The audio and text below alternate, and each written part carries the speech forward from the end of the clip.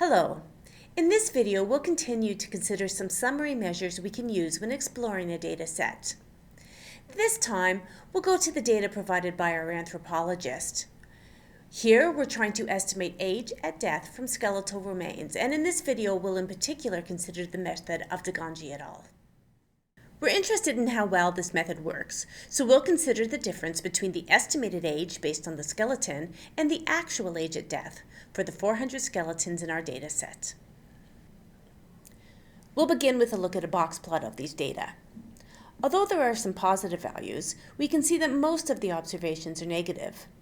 In fact, because the third quartile is negative, we know that more than 3/4 or 75% of the data are negative. So the method of Ganji tends to underestimate the age of death. It's also possible with this method to be way off from the actual age. Note that the minimum value is -60, meaning for one of the observations the estimate was 60 years younger than the actual age.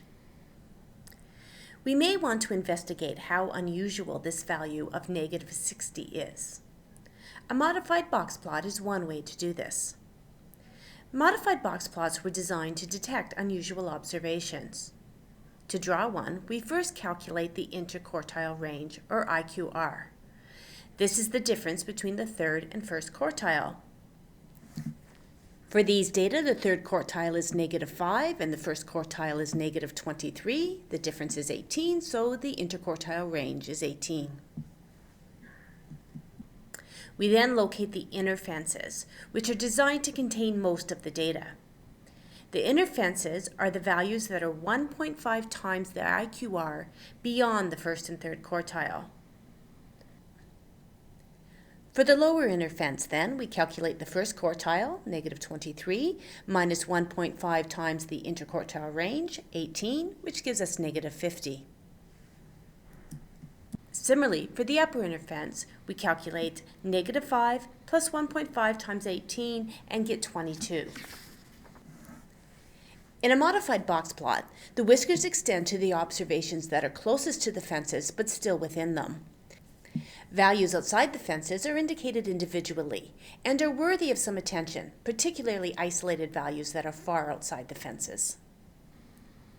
We can see that our minimum value of -60 is outside the inner fences, but there are also other observations beyond the fences, so perhaps an underestimate of 60 years is part of the range of values that might be observed with the Ganji method. Here's a quick summary of how to construct a modified box plot. It can help us both summarize the data and detect some possibly unusual observations. Here's the 5-number summary again for our data. The median is a measure of the center of the data. Another common statistic used to capture the center of the data is the mean or average. We'll introduce a bit of mathematical notation here. The Greek letter capital sigma is used in mathematics for a sum. The mean is the sum of the data values divided by the number of data points.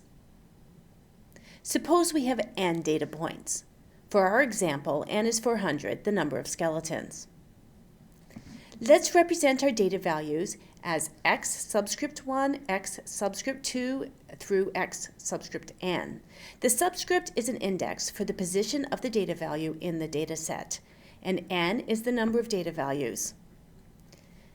The mean is given the symbol x with a bar over it, and the formula for the mean is the sum, sigma, of the x's from the first observation to the last, divided by the number of data values, n. For the differences between the estimated and actual ages for our 400 skeletons, n was 400, the median, as we saw, is -13, and the mean for these data is -14.2. Notice that the mean is more negative than the median for these data. This happens because the mean is pulled down by the unusually large negative observations we observed here. We say that the mean is not a robust statistic. That is, it is not resistant to extreme observations. In contrast, the median is a robust statistic. Changing the values of the extreme observations does not change the value of the middle observation.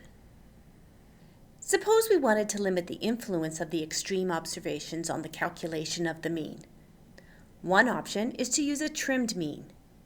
To find a 10% trim mean, delete the largest 10% and the smallest 10% of the data, and then take the average of the remaining observations.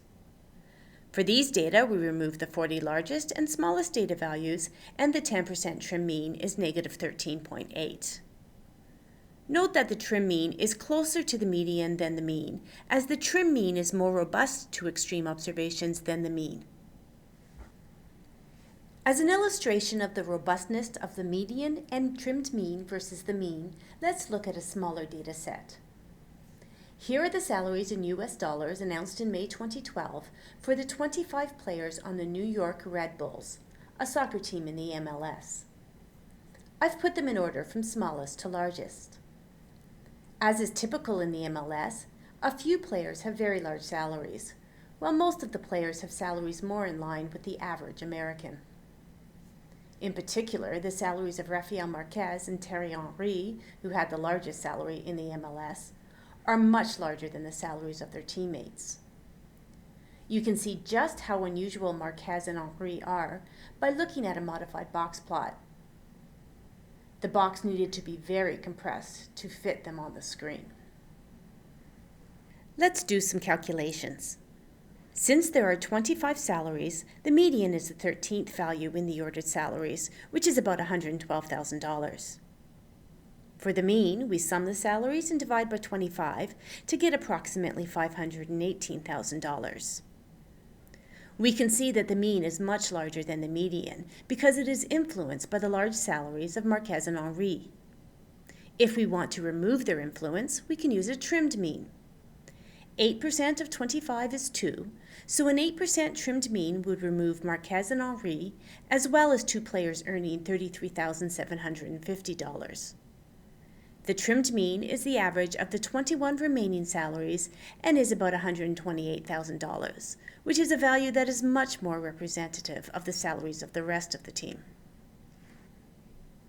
Here's a summary of the measures of center or location that we've discussed. The median and the trimmed mean are robust against extreme observations, while the mean is not.